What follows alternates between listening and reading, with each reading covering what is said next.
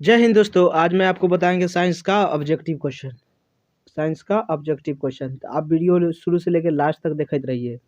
आपको इसमें VBI imported question Bihar board 2023 में एग्जाम दीजिएगा, उससे आपको एकदम आने वाला है। तो देखिए, निम्नलिखित में कौन जैव अनवीकरणीय पदार्थ है? जैव अनवीकरणीय, तो DDT कौन है? DDT। DDT ये आपको याद कर लेना है। अनवीकरणीय पदार्थ कौन है? DDT। चलिए नेक्स्ट बढ़ जाते हैं। ओजोन परत पाई जाती है। ओजोन परत कहाँ पाई जाती है? तो ये आपको पाया जाता है स्ट्रेटोस्फियर में आपको इज द करेक्ट आंसर हो जाएगा। आगे बढ़ जाते हैं। निम्नलिखित में कौन जलीय आहार श्रृंखला है?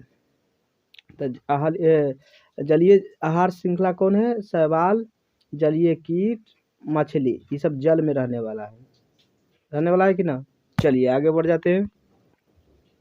निम्नलिखित में किसे आप उपभोक्ता श्रेणी में रखेंगे? तो किसे आप उपभोक्ता श्रेणी में रखेंगे? तो इसको रख सकते हैं जंगली जानवर को उपभोक्ता श्रेणी में। चलिए आगे बढ़ जाते हैं। निम्नलिखित में कौन जैविक प्रक्रम द्वारा अपघटित होने वाला पदार्थ है? यानी कौन है जो जलीय जैविक प्रक्रम द्वारा अपघटित होने वाला पदार्थ है? तो इसमें से कौन है आपको? तो आपको आंसर क्या बताना है? चलिए ये है सूखे घास के पत्ते। चलिए आगे बढ़ जाते हैं। हरे पौधे कहलाते हैं। तो हरे पौधे क्या कहलाते हैं? उत्पादक कहलाता है। क्या? उत्पादक। याद कर लेना है, ये सब VBI है। चलिए आगे है। इनमें से कौन मुर्दाखोर है? तो कौन है मुर्दाखोर? तो चील है, सियार है, कौवा, ये सब है, इनमें से सभी है मुर्दाखोर। चलिए आगे बढ़ जाते हैं। निम्नलिखित में कौन अजैव नवीकरणीय है? अजैव नवीकरणीय कौन है इनमें से? तो इसमें से आपको हो जाएगा प्लास्टिक। क्या हो जाएगा? Plastic is the correct answer. चलिए आगे बढ़ जाते हैं। निम्नलिखित में कौन से पर्यावरण जैविक अपघटक है?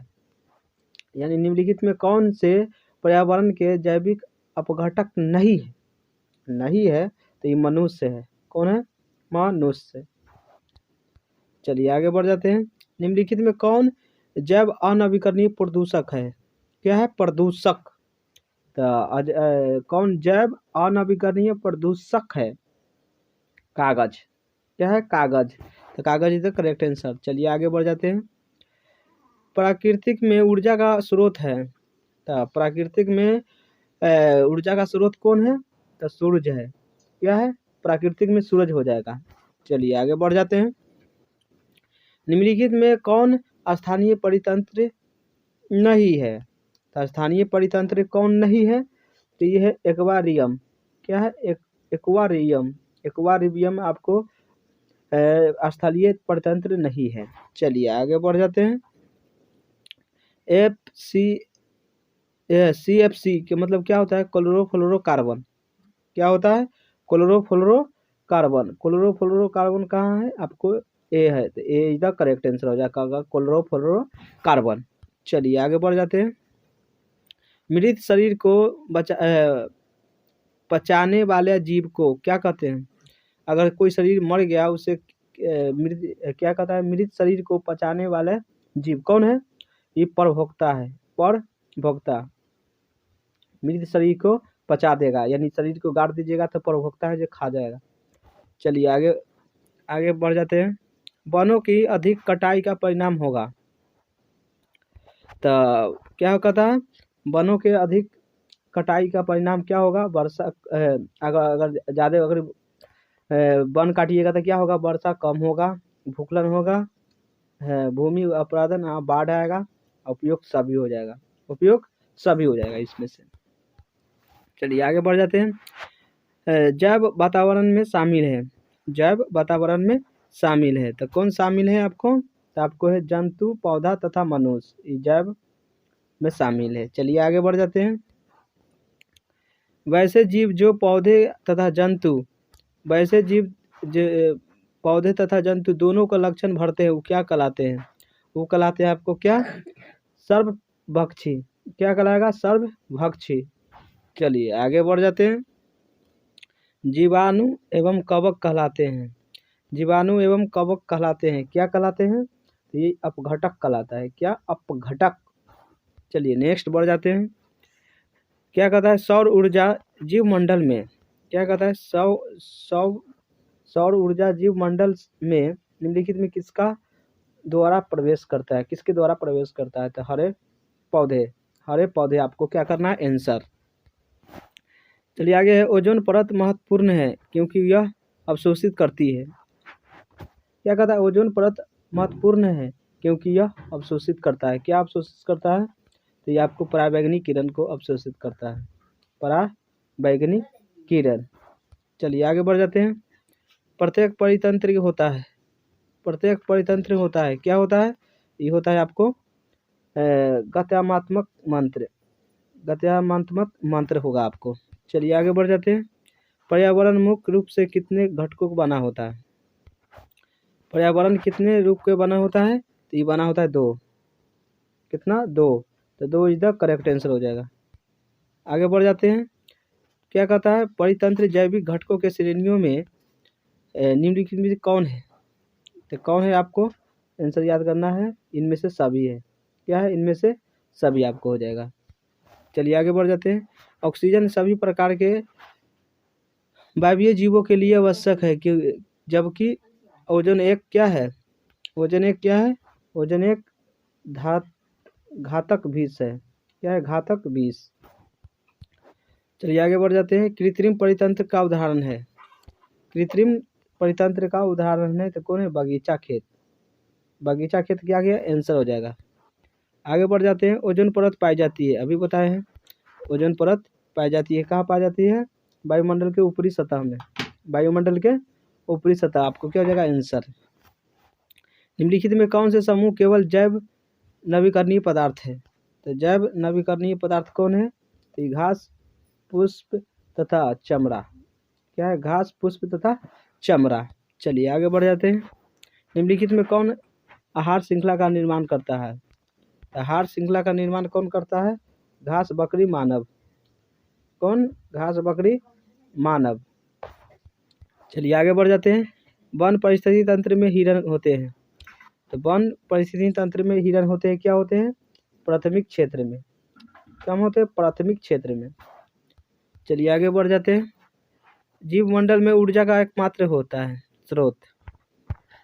तो जीव मंडल में मात्र एक ऊर्जा का स्रोत कौन होता है? सूर्य प्रकाश। कौन होता है? सूर्य प्रकाश। आगे घास थली इस परितंत्र में उत्पादन है। तो घास में कौन उत्पादन होता है? ये घास से होगा। कौन होगा? घास से। आगे बढ़ जाते हैं। ओजोन परत निम्नलिखित में ऑक्सीजन की संख्या कितना होता है? ऑक्सीजन की परमाणु संख्या ओजोन में कितना था? O3 होता है। तो वो आपको 3 में हो जाएगा। B is the correct answer. चलिए आगे बढ़ जाते हैं। अपघटक का उदाहरण है तो हरे कवक हो जाएगा। अपघटक क्या हो जाएगा? कवक।